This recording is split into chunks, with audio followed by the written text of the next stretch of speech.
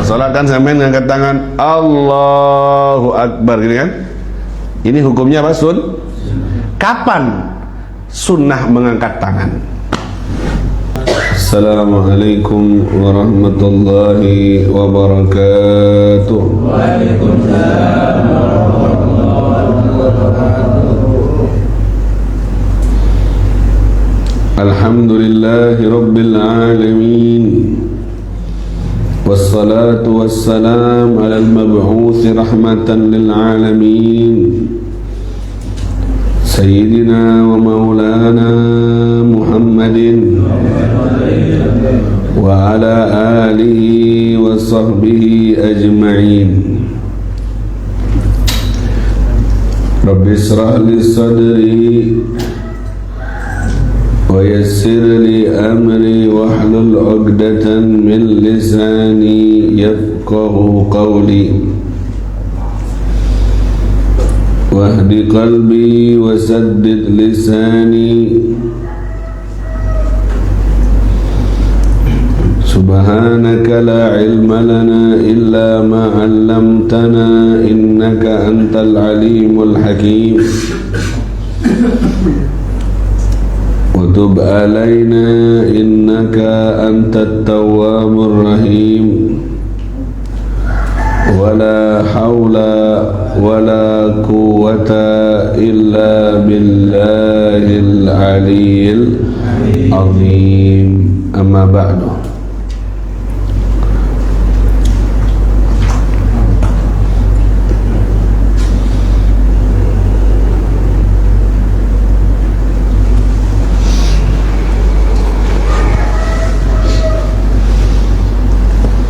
Di saat kita merasa mulai malas untuk ibadah, hati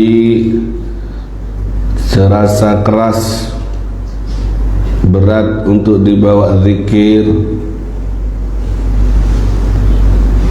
maka perlu jiwa ini diingatkan dengan sesuatu yang menakutkan.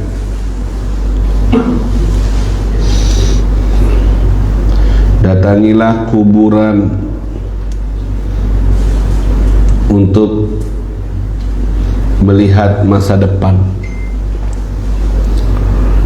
Jenguk orang yang terbaring kesakitan di atas ranjang-ranjang rumah sakit. Cerita sedih dan cerita penuh dengan kegelisahan akan kita temui di sana. Kalau jalan-jalannya hanya ke mall, pasar jadi rutin harian, tidak pernah ke kuburan, tidak pernah ke rumah sakit jenguk orang yang lagi tertimpa penderitaan, maka kita akan terbuai dan lupa. Rasul sallallahu alaihi wasallam bersabda, "Zurul kubura fa innaha tudzakirukumul akhirah." Ziarahilah kuburan, karena sesungguhnya ziarah ke kuburan itu mengingatkan kita kepada akhirat. Jadi kalau lupa dengan akhirat, disuruh ziarah kuburan. Rutin tiap Jumat menziarahi kuburan orang tua. Dalam riwayat, siapa yang menziarahi orang tuanya, satu atau kedua-duanya di hari Jumat, akan Allah ampuni dosa-dosanya.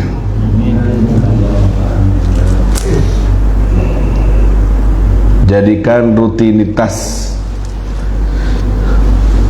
jangan nunggu Jumat manis. karena semua Jumat itu manis, tidak ada yang pahit, tidak ada yang celok, semuanya manis jika diisi dengan ketaatan kepada Allah Subhanahu. Ada istilah manis, pai, wage dan semacamnya hanya buat tanda saja bahwa sudah berputar satu selapangan.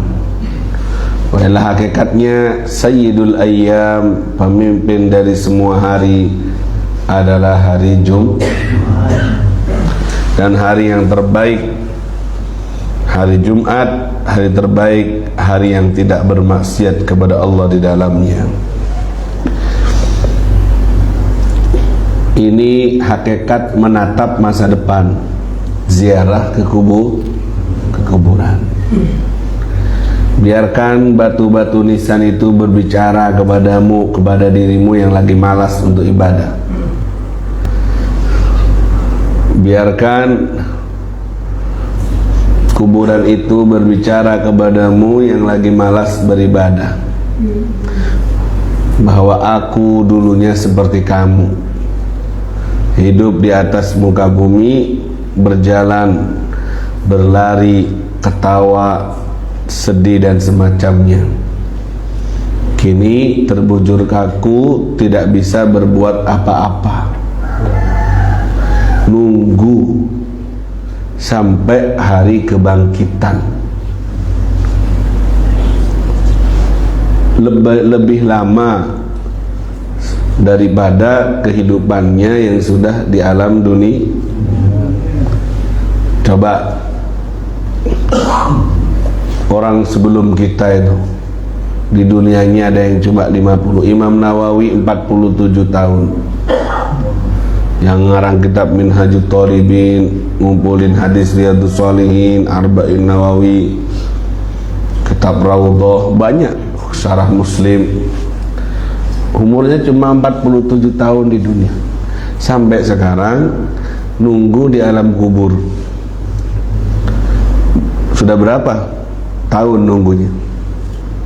1000 tahun lebih. Imam Ghazali 55 tahun. Sudah nunggu di kubur sampai sekarang 1000 tahun. Lama apa sebentar? Hidupnya berapa? 50. Yang satu Imam Nawawi 40 tuh. Rasulullah berapa? 63 tahun. Sampai sekarang sudah dapat berapa tahun nunggu di alam kubur? Kalau ngitung dari hijrahnya 1447, dari hijrahnya ya 1400 tahun. Hidupnya sebentar di dunia tapi nunggu di alam kubur lah. Berarti lamaan di alam kubur apa lamaan di alam dunia? Berarti yang perlu kita siapkan bekal untuk dunia apa di alam untuk alam kuburnya? Harus banyakan mana? Yang lebih pendek apa yang lebih panjang? So, kalau mau akal-akalan, mau mikir beneran, harusnya 24 jam yang kita punya ini harus banyakan untuk kuburannya daripada untuk dunia. Tapi nyatanya dari 24 jam itu banyakan lari kemana? Dunia. Siang sampai malam, malam sampai siang, soko eka cetak, cetak eka soko. Maksudnya soko sampai jadi cetak, cetak sampai jadi soko. Kot tapel, kot. Istilahnya Haji Busar namanya kot tapel. Senyare bareng tun, sebekal tina. Jadi mulai sekarang cek jeng aja. Kalau bisa ngakan, tapi sampai tidak nak datang dan nak ngakan warna. Cek jeng aja. Siapkan untuk masa depanmu. Ya kan? Masa depan kita bukan 2030, belum tentu nyampe. Sekarang mau 2000 berapa? Desember 2025, 2026. Masa depan saya 2030 beb, kayaknya saya sudah selesai semuanya. Tinggal apa? Tinggal matinya. Ayo kita siapkan masa depan. Dengan apa beb? Masa depan kuburan kita ini yang 1x2 ini, biar terlihat luas. Dengan amal soleh dan ibadah. Pas semangat ngaji, pas semangat ibadah, cek sampai sholat ketibian, sholat jamaah, harga mati. Sholat tepat waktu, harga mati. Harus punya tekad, harus punya tekad, harus punya rancangan. Tidak boleh wis, sudah umur sekian, sudah waktunya siap-siap. Kalau mau berangkat, bajunya disetrika, kopernya disiapkan, diperiksa satu-satu, takut ada yang lupa. Mau perjalanan panjang. Gitu kita mau mati nih. Siap-siap, perbaiki. Ada sholat enggak yang saya punya utang, bayar dulu utang. Ada zakat enggak yang belum saya bayar, bayar dulu. Ada Ramadan enggak yang belum saya bayar, dibayar dulu. Nambal yang lubang, menyempurnakan yang kurang, untuk siap-siap ngadep Allah. Sepanjang-panjangnya umur kita, apakah ada yang yakin yang sekarang umur 40, kalau ke 60 berarti kurang 20? Tapi kemarin ponakan saya umur 25 mati. Seger, halus tangannya, seger, waras, halus, tidak ada bing-kumbingnya, seger, berisi, bagus, mukanya tidak ada jerawat, bersih, meninggal. Apalagi yang ker-ker ini sudah rok-kerok katanya. Ini sekali kita butuh ke kuburan untuk memikirkan itu. Ini anak keluar masuk mall Indomaret, Alfamaret, tidak pernah diajak ke majelis ilmu. Istri, anak, akhirnya lupa yang mau mati, tambah males untuk ibadah. Makanya mulai sekarang, kalau males ibadah, lupa mau pulang, ajak ziarah ke kuburan, jenguk ke orang sakit yang menderita kesakitan, mau nafas aja kesakitan, malam tidak bisa tidur sampai subuh, teriak-teriak karena kesakitan. Itu ponakannya Habib waktu sakit, kepalanya kayak ditutup sama paku. Dari malam 5 menit kumat, 5 menit kumat, sakit. Lemah manusia itu. Dari sakitnya sampai mau dikundukkan, dipukulkan ke tembok. Sampai umiknya tidak tega, nangis juga. Mau ngomong apa kalau sudah dapat ujian kayak gitu, dari sakitnya, tidak ketemu penyakit apa. Okay. Ada lagi teman saya di Lumajang, Haji Hanafi, moro-moro lambungnya naik, sakit kayak dipotong-potong, diiris. Dari malam sampai mau subuh, sampai harus dibawa ke rumah sakit. Oh, siangnya seger, waras, moro-moro kena serangan sakit yang luar biasa. Kita perlu dengar cerita-cerita ini biar tidak ketawa terus, biar tidak sombong. Lain lagi almarhum Haji Fatoni, serangan jantung 11:30, 11:30 mati. Perlu cerita kayak gini biar tidak nyaman ngakan. Cerita nyaman melolo, apa tak ada berkata begitu. Perlu cerita kayak gini. Berarti jenengan yang sehat sekarang dengan segala derita dan masalah yang sampean hadapi masih alhamdulillah. Belum lagi yang di ICU seminggu 2 minggu baring. Allah, dengar bunyinya komputer tit tit tit, nunggu tit pas rate mas. Alhamdulillah. Alhamdulillah. Sekarang kita ceritakan, suatu saat akan kita alami. Sekarang nih kita ceritain, kita ceritakan orang ngadepi. Suatu saat nih kita yang alami itu. Mau tidak mau ngadepi sakit yang akan memisahkan ruh dengan jasad kita. Betul tidak? Enak sekarang kita nyeritain, orang lain pelakunya, orang lain yang ngalami. Suatu saat kita yang ngadepi dan orang lain tidak tahu. Temanmu yang di sampingmu karo kok diopo kok karo, kamu sendiri yang ngadepinya sakit itu. Jadi kalau tidak manfaatin yang sehat sekarang, kita akan rugi. Karena kalau sudah kesakitan kayak gitu tidak bisa buat apa-apa. Kata Ji Hanafi waktu saya jenguk, sudah beb, saya baca semua beb waktu sakit itu. Apa-apa amalan dari Habib Sholah Umar baca kapil beb, mungkin sampai ke kertas bina. Tak bisa, tapi saya ketolong, saya dikasih umur dia. Kayaknya mau minta mati sudah. Saya masih dikasih umur. Nah, kalau sekarang ada kesempatan umur Ji, ayo gaspol. Kalau kata orang muda, anak muda, semangat untuk ibadah. Tambah semangat sedekahnya, tambah semangat sholat tepat waktunya, berjamaah khusyuk, Qur'annya. Ayo semangat, tak kasih pendorong kayak gitu. Alhamdulillah tambah semangat. Makanya jangan takut ya, Habib cerita kayak gitu, nanti saya kalau kena serangan tengah malam takut ya.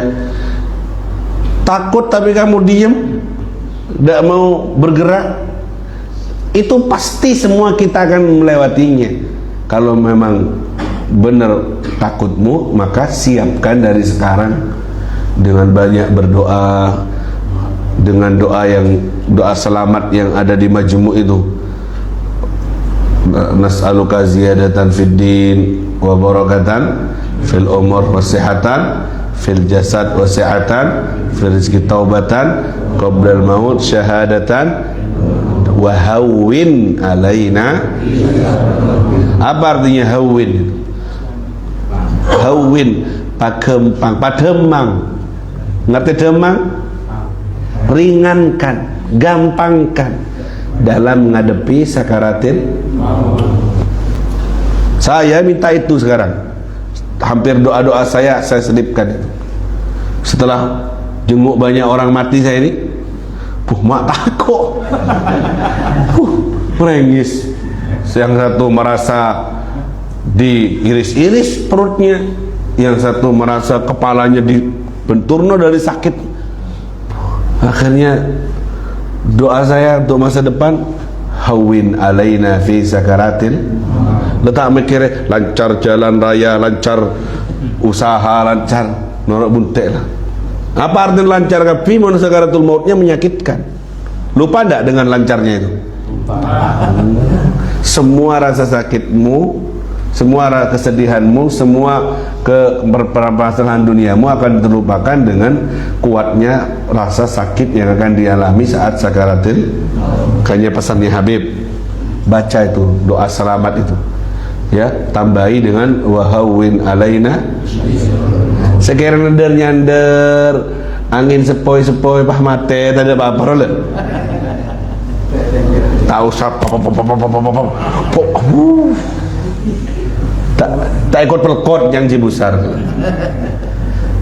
Ini enggak duduk nyandar lagi ngaji kayak gini, kening AC celep, mau rumah mater. Saya ingat nyandar ya.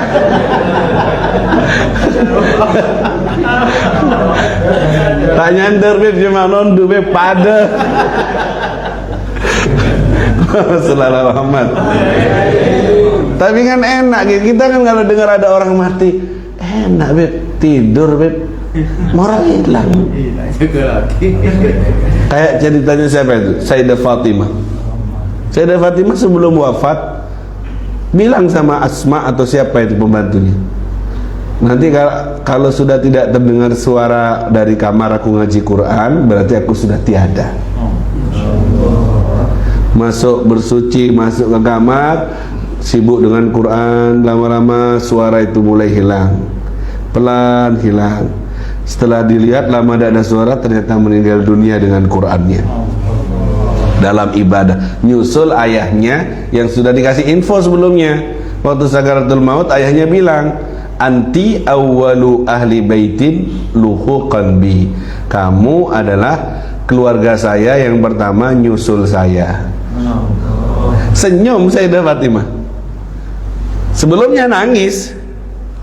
Ditanya sama Sayyidah Aisyah, kenapa kok pertamanya nangis kemudian senyum? Aku pertama kalinya nangis karena Nabi bisik-bisik sama saya bahwa ini saya waktunya untuk ngadep Allah, ninggalin dunia. Saya nangis, sedih, saya mau ditinggal sama ayah saya.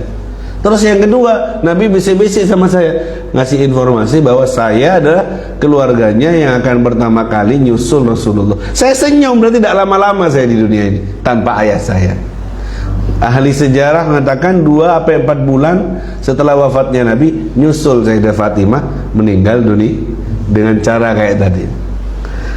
Baca Quran, suara tidak ada, dianggap, kemudian meninggal dunia. Ya, semoga husnul khatimah.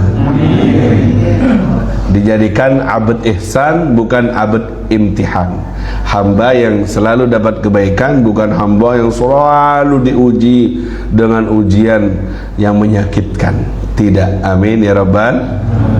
Amin ya rabbal. Allahumma shalli ala Muhammad. Kalaupun ada penyakit datang, yaitu sebagai, kalau bisa jadi sebagai tebusan untuk dosa. Ponaannya Habib yang meninggal nih kadang bilang ke mamanya, ma ini mungkin tebusan untuk dosanya Irda ya. Padahal anaknya diem mondok dulu di Habib, merasa ini mungkin nebus dosa saya, mungkin membesarkan hatinya dengan omongan kayak gitu.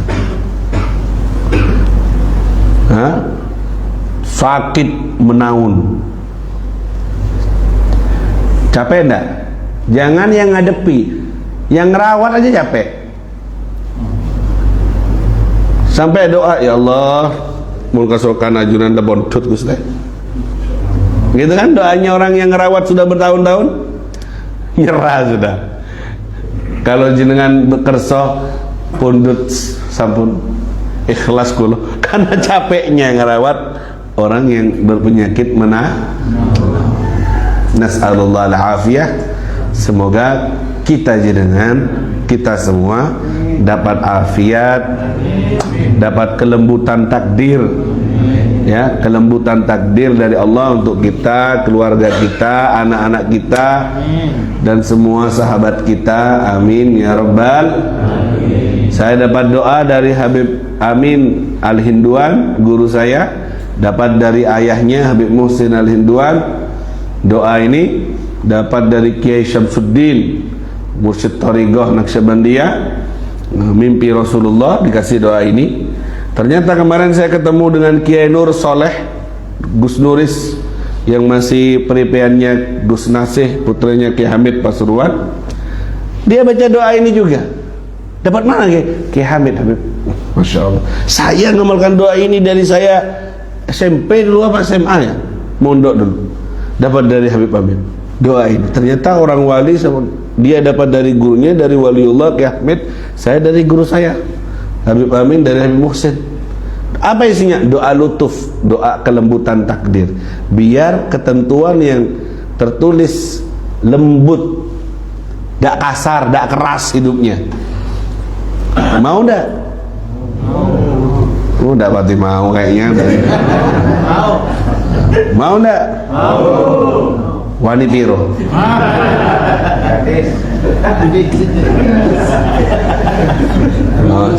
Enak sampean ini ya. Nanti saya share di grup Tabassum, grup Majelis Ribuan ini grup Tabassum. Doanya begini, sering saya baca dulu di At-Taubah, juga pernah saya sampaikan. Ini doa lutuf, 2 baris. Allahumma, ini doanya Ki Hamid baca, Imam Thariqah baca, orang wali-wali besar baca semua. Berarti ini harta karun yang tersembunyi. Dia itu baca doa ini, saya kaget, kok nyambung, kok sama, istimewa ini. Doanya begini, Allahumma ya Allah, ya man latafta bi khalqis samawati wal ard, wahai duhai yang melembutkan urusan langit dan urusan bumi. Langit dan bumi ini kalau tanpa kelembutannya Allah hancur. Bumi ini kalau tidak dapat kelembutannya Allah, waduh, musibah, hancur. Langit runtuh, semua karena kelembutan Allah. Ya man latafta bi khalqis samawati wal ardi wa latafta bil ajinnati fi butuni ummatiha. Dan duhai Allah yang melembutkan janin yang ada di perut ibunya. Janin, ingat enggak dulu sampean ada di situ? Udah ingat sampean.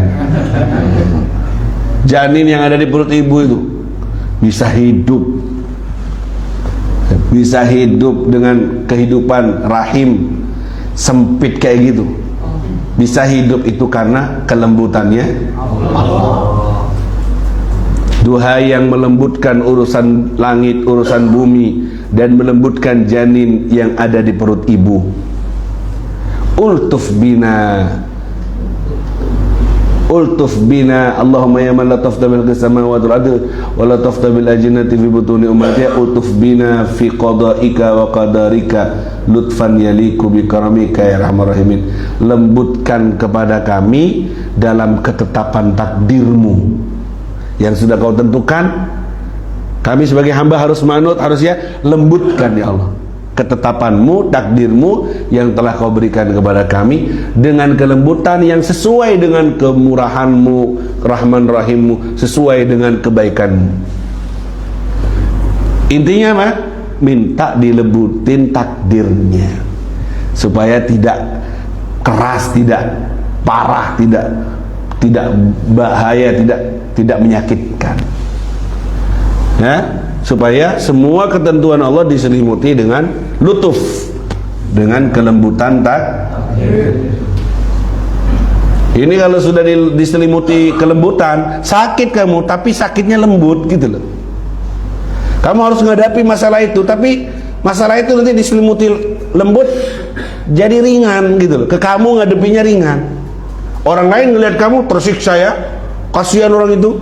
Orang lain, tetangga ngelihat kamu seakan terus gak duit-duit, omai ropo misalnya, penyakit gak waras-waras. Orang lain melihatnya keras, tapi kamu yang ngalaminya dikasih jembar hatinya, lembut, enak, tenang. Itu namanya takdir yang diselimuti kelembu. Allahumma shalli ala Muhammad. Faham ya? Penting tidak ini? Butuh tidak ini? Ayo ikuti bacaan doa ini. Nanti Habib tulis di grup biar jadi oleh-oleh. Saya dapat ijazah dari guru saya Habib Amin Al-Hinduan, dapat ijazah dari Habib Muhsin Al-Hinduan. Ternyata Ki Hamid juga ngamalkan, Ki Gus Nasih juga ngamalkan, Ki Nur Soleh maksud saya dapat juga, nyambung dari para aulia. Sebagaimana Allah mereka mengijazahkan kepada saya ijazahkan kepada kalian. Jawab, qabiltu al-ijazah. Saya terima ijazahnya. Baca, Allahumma ya man latafta bi khalqis samawati wal ardi wa latafta bil ajinnati fi butuni ummahatiha ultuf bina ya Allah fi qadaika wa qadarika lutfan yaliku bi karamika ya arhamar rahimin. jadiin oleh-oleh, ceritain ke istrinya yang tidak hadir, biar dapat juga.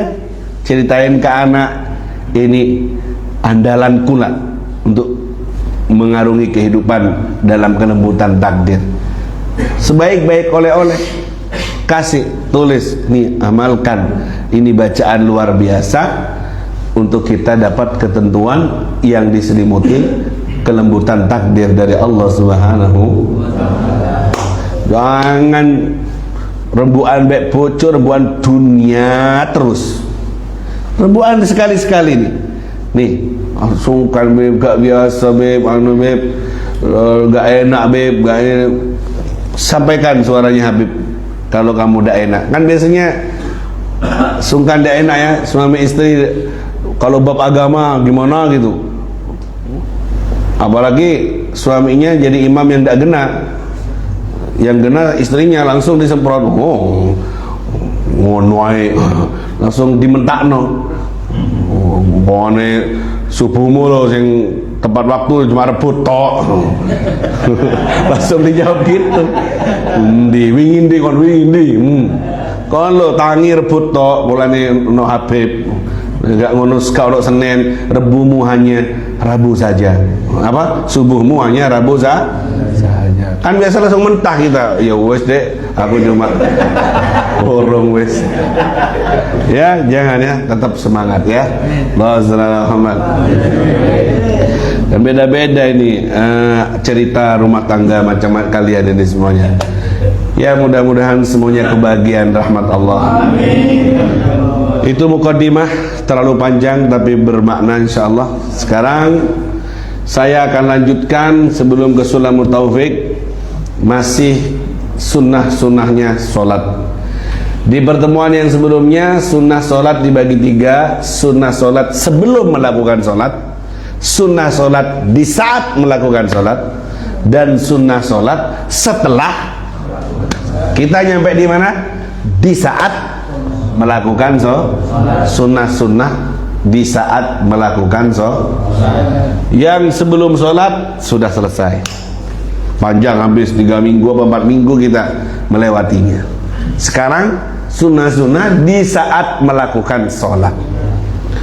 Yang pertama adalah raf'ul yadain, ngangkat tangan. Kalau sholat kan sampai ngangkat tangan, Allahu Akbar, gini kan. Ini hukumnya apa? Kapan sunnah mengangkat tangan? Ngangkat tangan waktu sholat sunnah. Kapan disunnahkan? Di 4 posisi. Di 4 sunnah ngangkat tangan. Dan posisi ngangkatnya banyak, ta'addadur riwayat, banyak riwayat yang meriwayatkan. Ya. Yang masyhur antara jemari sejajar dengan sumukhain, telinga begini, tidak mekar begini, tidak juga rapat begini, tidak meregem begini, tapi standar saja begini. Ya, filosofinya ngangkat tangan ini artinya pasrah dan menyerah kepada Allah Subhanahu. Kalau ada polisi nangkap perampok, apa kata polisi? Angkat tangan. Kalau udah angkat tangan, tembak. Berarti pesannya apa orang angkat tangan? Pasrah. Iya wis Pak, nyerah aku. Angkat tangan. Ini istilah pesannya waktu sholat ngangkat tangan, artinya pasrah kepada Gusti Allah. Allah yang maha besar, Engkau yang maha besar. Saya nyerah dari Allah. Saya kecil ya Allah, saya tidak punya apa-apa. Itu pesannya. Bukan ya megaya ini. Bukan gerakan yang tak berarti. Pesannya supaya kita memperbaharui pemasrahan kita kepada Allah, taslim kita, nyerahnya kita kepada Allah, memperbarui ya Allah. Cuma karena sudah jadi aktivitas tiap hari, pesannya itu hilang. Sih penting Allah Akbar, hilang. Gimana apa buatan? Padahal itu pesannya supaya nyerah, nganyari, duhur dianyari, nyerah lagi ke Allah, pasrah wis, nyandar ke Allah wis. Nanti ngadepi masalah dari duhur ke asar, dipanggil lagi asar, nyerah lagi ke Allah, dia nyari lagi. Dari asar ke maghrib gitu, nyerah lagi dengan segala problem, omongan, ucapan, perbuatan. Dari asar ke maghrib, nggak nyari lagi, cuma keajunan Gusti, saya yang mau nyerah. Gitu filosofi makna dari mengangkat nyerah kepada Allah Subhanahu wa ufawwidu amri ilallah innallaha basirum bil ibad. Aku pasrahkan semua urusanku kepada Allah. Wa man yatawakkal 'ala Allah fahuwa hasbuh. Siapa yang nyandar pasrah kepada Allah, maka dia akan mencukupinya. Menyandar kepada yang maha kuat akan kuat. Menyandar kepada yang rapuh akan runtuh. Paham tuh? Ya, ndak usah ngandalin, oh aku duwe bos, aku duwe papa, aku duwe kakak, aku duwe juragan. Setiap sholat hilang semua, runtuh semua sandaran yang rapuh itu, hanya menyandar kepada Allah. Ingat ceritanya Nabi Sulaiman ngomong sama semut. Kan Nabi Sulaiman mukjizatnya bisa ngomong sama hewan. Semut diajak ngomong, semut, ente makan dalam setahun berapa roti habisnya? Kata semut, 3 potong roti, setahun cukup. Tahun ini, kata Nabi Sulaiman, yang nanggung rotimu aku. Siap, kata semut. Akhirnya, nih tak kasih sekarang, langsung 3. Pintar-pintar kamu sudah. Dikasih duluan sama Nabi Sulaiman, disimpan di sebuah tempat semut, rumahnya semut. Satu semut nih dikasih 3 roti itu. Biasanya kan sebelum-sebelumnya nyari sendiri, yang nanggung Allah. Nah, nyari sendiri nemu, kalau di total 3 roti. Ya sudah, kata Nabi Sulaiman, sekarang aku kasih dulu, nih 3. Dapat setahun, dibuka rumahnya, dilihat rotinya sisa 1. Loh, katanya 3, kok udah habis, kok sisa 1 semut? Semutnya jawab, ya sebelumnya kan aku nyandar ke Allah yang beri rezeki 3 memang. Ya sekarang kamu yang jamin aku rezeki, dikasih 3 langsung sama kamu. Kamu ini siapa? Kamu ini manusia. Manusia itu punya sifat lupa. Jadi aku makan dikit-dikit, aku makan 2 sisa 1. Khawatir dapat setahun kamu lupa, dak inget, dak jenguk aku. Jadi aku punya stok. Karena kamu manusia, lupa nanti. Jadi aku sisain 1, takutnya kamu lupa mendatangi aku tahun berikutnya, aku tinggalkan stok 1. Karena kamu manusia. Kalau Allah tidak punya sifat lupa, makan sekarang, habis sekarang, besok pasti datang lagi. Kalau kamu, kalau tidak dijenguk saya setahun, tidak dikirimi lagi, pas 3 roti itu tak habiskan langsung, ya apa nanti tahun keduanya? Begitu perhitungannya semut kepada Nabi Sulaiman. Tahu kalau nyandar ke manusia, manusia punya sifat lupa. Kalau nyandar sama Allah, Allah tidak lupa, Allah tidak tidur, Allah tidak ngantuk. La ya'khudhuhu sinatu, ta'khudhuhu sinatu wala. Begitu juga pelajaran dari semut. Kamu nyandar gajian sama bendahara, bendaharanya lupa, kecewa enggak? Harusnya disetor hari Senin, di gajian itu cair, enggak cair-cair sampai seminggu, karena selama ini kamu nunggu pencairan dari makhluknya lupa. Belum itu baru penyakit lupa, kalau sakit makhluknya, kalau semaput ada mas, kalau trouble, error, kan banyak yang mau cair tidak jadi gara-gara error, gara-gara trouble. Orangnya ini, orangnya itu. Makanya perbaiki sandaran kita. Hasbunallah wa ni'mal wakil, ni'mal maula wa ni'man. Angkat tangan. Apa maknanya angkat tangan dalam sholat? Pasrah, menyerah kepada Allah. Siap patuh menyerah, pasrah. Sunnah di 4 tempat dalam satu, waktu takbiratul ihram. Kapan takbiratul ihram? Pertama itu Allahu Akbar. Hukumnya apa? Bersamaan Allahu Akbar, bareng, selesai juga. Jangan ngomong dulu Allahu Akbar, ini salah. Atau gerak dulu Allahu Akbar, ini juga salah, menyalahi sunnah. Yang benar barengan Allahu Akbar. Standar aja, jangan diperpanjang-panjang banget. Allah, kelancangan. Biasa aja Allahu Akbar. Faham? Allahu Akbar, begitu. Ngangkat tangan dibarengi dengan kalimat Allahu Akbar. Apa artinya Allahu Akbar? Allah Maha. Dan di saat kamu ngomong Allah Maha Besar, kamu pasrah. Pasrah, engkau yang Maha Besar, aku kecil, semua masalahku kecil di depan Zat yang Maha Besar, Allah. Nomor 2, indar ruku. Ketika sampai mau ruku, Allahu Akbar, sunnah. Ketika mau ruku, sunnah ngangkat tangan. Nomor 3, indal i'tidal. Ketika bangun dari ruku, kamu bangun, Sami Allahu liman hamidah, sunnah angkat tangan. Yang terakhir, nomor 4, indal qiyam minat tasyahudil awal. Ketika bangun dari tasyahud awal. Berarti sholat apa yang ada tasyahud awalnya? Duhur ada enggak? Asar ada enggak? Maghrib? Isya? Subuh?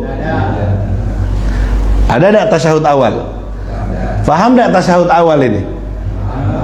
Rakaat kedua, tasyahud subuh ada enggak tasyahud awalnya? Kenapa? Karena cuma 2 rakaat. Ya, saya ngetes yang ngantuk-ngantuk aja ini. Baru saya kocak, tapi tak minum kopi itu berarti. Jadi ada berapa tempat sunnah ngangkat tangan? 1, takbiratul. 2, waktu ruku. 3, tidak. 4, bangun dari tasyahud. Berarti kalau bangun dari rakaat pertama, karena ada tasyahudnya, Allahu Akbar, langsung aja begini, tidak usah ngangkat tangan. Bangun dari tasyahud kedua, baru angkat tangan, Allahu Akbar. Bangun dari rakaat ketiga, tidak angkat kayak biasanya Allah, cuma sunnah jalsatul istirahah kan, duduk sebentar kemudian Allahu Akbar biasa. Rakaat keempat, salam, tidak usah bangun dah kamu, bangun untuk pulang sudah. Faham di sini? Ini hukumnya apa? Sunnah. Wa yafutu waktuha bintihai takbir. Dan hilang kesunahan ngangkat tangan kalau sudah takbirnya selesai. Misalnya dari tasyahud kamu, Allahu Akbar, takbirnya sudah selesai, kemudian kamu angkat tangan, hilang sudah kesunahannya. Bareng ketika bangun dari tasyahud awal, Allahu Akbar. Ketika takbirnya sudah selesai, kemudian kamu baru angkat tangan, tidak sunnah lagi sudah. Harus disunahkan barengan sama takbir. Allahumma shalli ala Muhammad. Faham nggih? Yes, itu hukumnya sunnah. Sabun, itu takbir ngangkat tangan ketika di 4 tempat. Lainnya tidak sunnah. Ya, lainnya tidak sunnah ngangkat tangan ketika ya di posisi yang lain. Hanya itu saja. Taib, Allahumma shalli ala Muhammad. Wad'ul yadil yumna ma'a asabiha ala ku'il yusra qabidan laha asfala sadr. Meletakkan, sunnah yang nomor 2, meletakkan tangan kanan bersama jemarinya ala ku'il yusra, di atas ku, ini namanya ku yang tangan kiri. Di bahasa Arabnya ku pergelangan disimpan di atas yang kanan, disimpan di atas ku-nya yang kiri. Qabidun laha asfala sadr. Qabidun menggenggam begini, di bawahnya dada. Halo, dada mana? Di bawahnya dada. Di bawahnya dada. Jangan di atasnya dada. Begini. Juga jangan terlalu ke bawah ke perut. Gini. Ini nade tabu takut labu. Takut geger. Tapi di bawahnya dah. Posisinya Beb, apa ke kanan, apa ke kiri, kan ada yang Allah. Mungkin itu lagi sakit ketiaknya mungkin ya. Begini, tengah aja biasa aja, jangan harus ke sini wala ke sini. Ya, posisi di tengah saja. Allah sallallahu Muhammad. Tapi dengerin ya. Wa qala ba'duhum yumiluha ilal yasar fawqal qalb. Sebagian ulama berkata mencondongkan agak ke kiri di atasnya hati. Hati mana? Dada sebelah kiri. Sedikit aja, jangan sampai berlebih. Kenapa? Ini tempatnya hati. Karena ini mahalun niyah. Tempatnya hati, tempatnya ikhlas, tempatnya niat, tempatnya khusyuk di sini. Itman khafa ala syai' wa da'a yadahu. Filosofinya apa Beb? Kok agak ke kiri di bawah hati? Siapa yang takut dengan sesuatu, maka dia akan memegang dan mengkhawatirkan sesuatu itu. Barang berhargamu ada di hati. Wala makna hati sebenarnya bukan hati organ tubuh secara medis ya. Hati itu sesuatu sanubari yang kata Imam Ghazali, yang maknawi tidak kelihatan, yang di situ isinya ikhlas, khusyuk, ridho, qanaah. Itu maknawi, bukan sesuatu yang organ tubuh yang love begitu. Itu maknawi, rasa, itu bab rasa ya, cuma bentuknya kayak gitu, bentuk zahirnya. Batinnya wa ila itu adalah sebuah rasa. Itu posisinya di sini. Makanya kalau zikir hati sama Habib tadi subuh dalam tarekat dianjurkan miring ke kiri, lurus dengan posisi hati, kayak diisi dengan lafaz Allah. Hati itu Allah, Allah, Allah begitu. Dalam sholat juga sunnah meletakkan tangan agak ke kiri sedikit posisi hati, karena kalau takut khawatir dengan sesuatu, maka sesuatu itu akan dijaga, kayak dijaga sama kamu dijaga. Allahumma shalli ala Muhammad. Paham? Jadi memang ada riwayat untuk sunnah agak ke kiri dikit, tapi tidak berlebihan. Posisi hati menjaga kayaknya.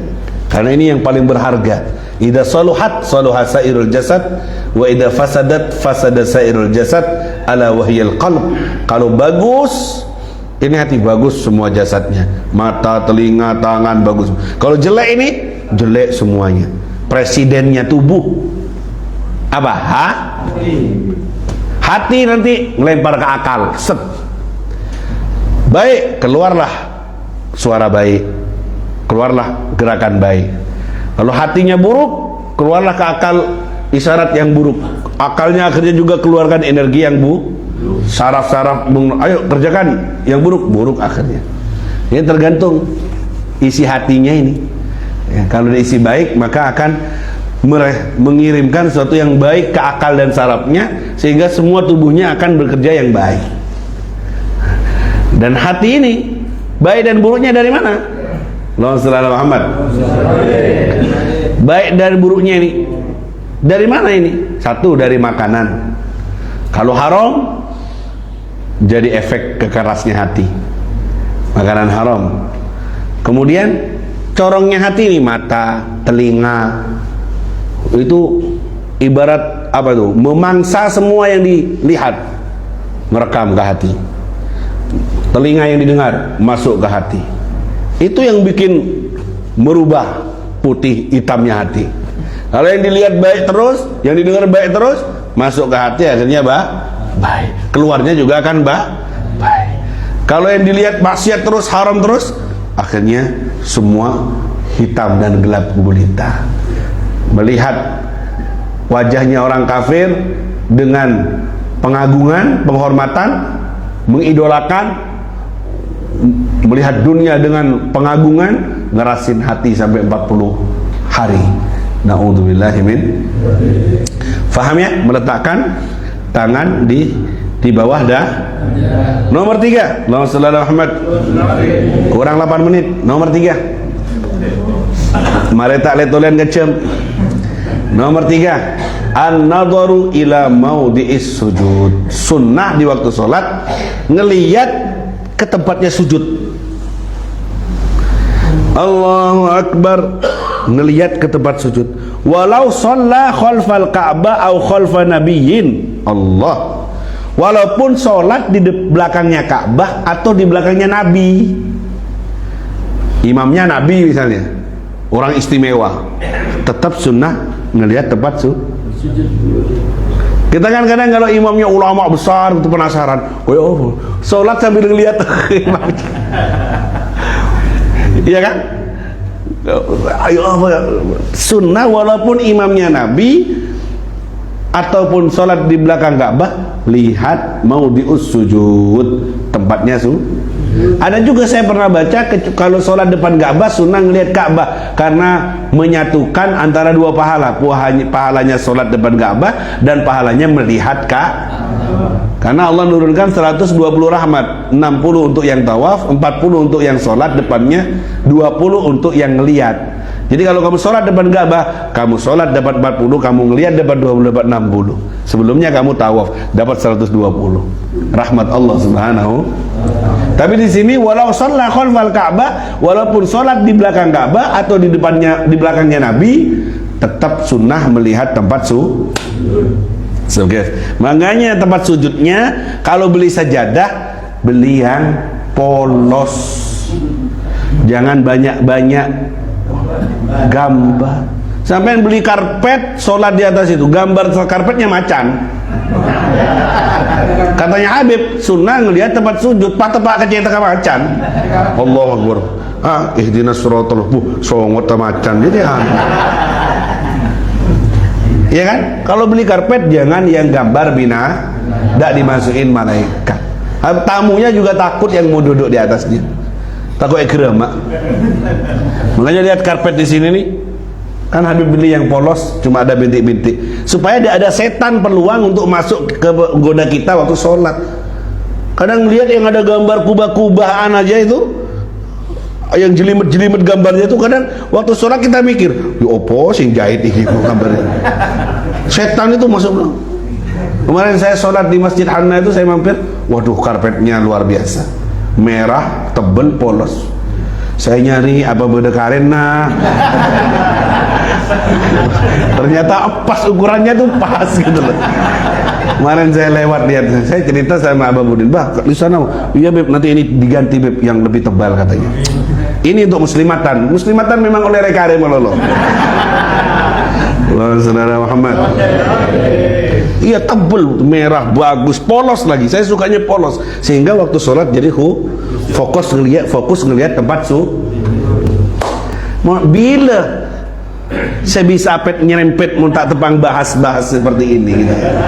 Ini sudah umur insyaallah 4 tahun apa 5 tahun ya. Kasihan muslimat di belakang itu kasar, sudah ada empuk lagi. Jadi kalau sujud tuh bekas ke dahinya, jahitannya itu bekas.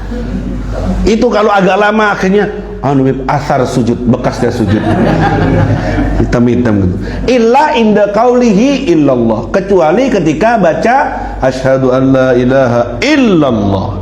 Ketika tasyahud illallah, maka melihat ilal muhallilah, melihat ke jari telunjuk yang diingatkan dengan lafaz Allah, yaitu maksudnya dengan keesaan Allah. Jadi yang lain melihat tempat sujud ketika asyhadu an la ilaha illallah, ngelihat kepada jari telunjuk ini. Maksudnya tauhid kepada Allah. Ada pemahaman saudara sebelah, ada riwayat katanya digoyangkan. Ada hadisnya asyhadu an la ilaha illallah gitu. Pernah lihat enggak? Mereka ngamalkan itu. Di kita kalau kiranya ganggu kekhusyuan, ya, malah bikin mainan, bisa malah ngurangi pahala, bisa malah mengganggu kekhusyuan, malah ngurangi pahala, bisa jadi makruh. Ya, kalau buat mainan malah bisa jadi batal kalau bermain-main dalam Jadi sampai ndak usah ya megaya dah, cukup Allah la ilaha illallah begini, dosa digoyang. Akhirnya nanti orang ngelihat, loh, apa ngen getel apa beremah, ya. Jadi telun, makanya kalau foto ini isyarat tauhid. Begini, jangan foto begini. Apalagi ibu-ibu, mbak-mbak tuh biasanya kalau foto kan pakai gini kan. Itu artinya saya siap jadi nomor 2. Oh, kenal kan. Itu filosofinya gitu. Makanya bilang ke anak-anak sampean kalau lihat foto cuk ngono, Bu. Ya apa? Gitu tahu.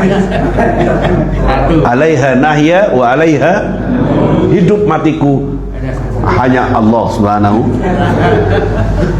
Jangan gini. Pernah ngeliat bu ibu sebetulnya gini? Yang nomor 2 sudah lagi lidahnya dikeluarkan kan? Pernah ngeliat?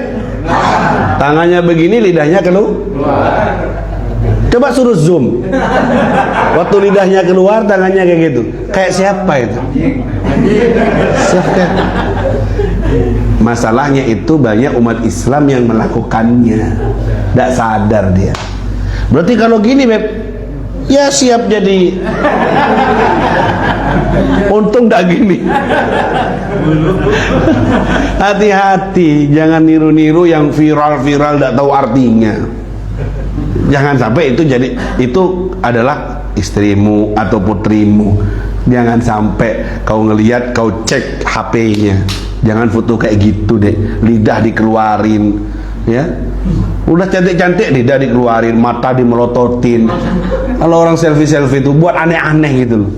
Itu ajarannya siapa gitu loh, ya. Jadi kalau foto ini, kalau memang harus gini, atau jempol enggak apa-apa, jempol 1. Ya berarti oke, pasti pas Pertamina ini. Sabun. Yang terakhir, fathu basarihi wa adamu taghmidihi. Salat disunnahkan buka mata, tidak pejam mata. Tiwa tawala salati selama dia Perinciannya seperti ini. Kadang wajib pejam mata. Aslinya buka mata salat itu.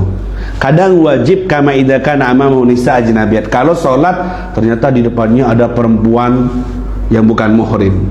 Salat misalnya di posisi musholla yang terbuka ada perempuan yang bukan muhrim, maka dalam hal ini pejam mata di waktu salat jadi hukumnya untuk menghindari pandangan yang Kadang sunnah hukumnya pejam mata idza kana amamuhu masyghul, kalau di depannya tempat salat ada hal yang mengganggu dia dalam salat, mengganggu kekhusyuan. Salat sampai debat ternyata rame atau apa, sampai kalau buka mata sampai akhirnya ngikuti pandangan mata kemana-mana, hatinya tidak khusyuk. Maka sunnah hukumnya kalau kiranya ada yang mengganggu, hukumnya sunnah untuk menjama. Wa yakunu khilafal aula idza kana kalau tidak ada hajat, tidak ada kebutuhan, pejam mata tuh khilaful aula, menyalahi keutamaan. Lebih afdolnya terbuka, lihat tempat Saya Beb, kalau sholat pejam mata saya khusyuk Beb, enak saya khusyuk, tidak apa-apa.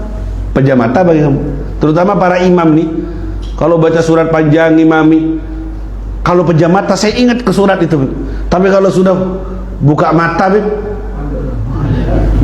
ngimami Jumat baca hal ataka hadithul ghasyiyah, bodoh mah elang. Akhirnya makmumnya itu biasanya seperti itu. Kalau dibutuhkan lebih khusyuk dengan pejam mata, ada apa-apa. Menambah kekhusyuan bisa dianjurkan, kan bisa kadang wajib, bisa wajib. Kalau ada pandangan haram di depannya, wajib pejam mata. Jangan cuma di dalam sholat, di luar sholat pun kalau ada pandangan haram di depan, wajib sampai naik sepeda motor pas ada pandangan haram, ada perempuan buka aurat depan, Apa hukumnya? Jamit abid medem mah. Kalau terlalu lama kamu medem bisa nyeroduk jamian. Ya, jangan lama. Artinya ghaddul basar, nunduk, tidak harus pejam, nunduk supaya tidak. Jangan malah dikejar, nengdir. Naudzubillah min. Dan sunnah pejam mata kalau ada sesuatu yang menyibukkan pandangannya, mengurangi kehusuan, sunnah pejam mata. Kalau kiranya bisa nambah khusyuk. Faham sampai di sini? Dan ingat, pejam mata terakhir yaitu saat meninggalkan dunia ini. Mata adalah organ tubuh yang terakhir kali merespon ruh. Yang terakhir kali merespon ruh, perpisahan dengan badan. Terakhir kali apa? Makanya kalau ada orang mati biasanya matanya mendelik karena dia melepas ruh. Dan sunnah bagi yang ada di sampingnya untuk taghmidul ainain, menutupnya. Sunnah, jangan dibiarkan terbuka. Sudah ditutup beb, melak boleh beb, dedih berarti itu. Sekali lagi, sunnah ditutup. Kemudian diikat supaya mulutnya tidak angangah. Sunnah, karena nutupi aibnya mayit supaya tidak jadi pembicaraan orang. Kalau dibiarkan mata terbuka, mulut terbuka gini, tidak ada yang mau mandiin nanti. Faham tak? Dan itu adalah mata kita yang sekarang ini dengan gampangnya dikedipkan, dengan gampangnya sedetik akan datang waktunya tidak lagi bisa berkedip, harus tutup selamanya dan tidak lagi kelihatan dengan alam dunia. Semoga saat itu kita semua husnul khatimah, dapat lembutnya takdir dari Allah untuk kita, keluarga kita, anak-anak kita, orang-orang yang kita cintai. Semoga yang tersisa dari umur ini paringi barokah sama Allah. Semakin hari semakin baik, semakin bertakwa, semakin jadi orang yang soleh, sampai kita sukses melewati dunia ini dengan iman dan Islam.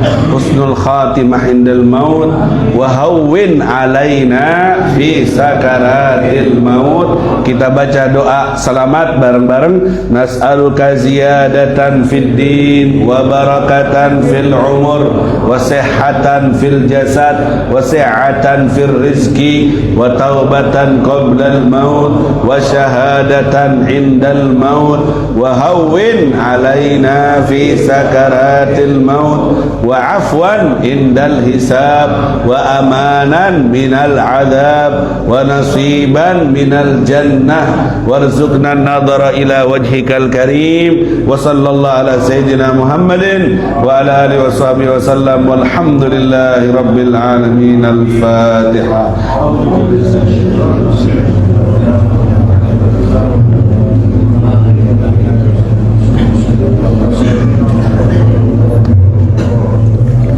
Bismillahirrahmanirrahim. Rabbana fa'alna bima 'allamtana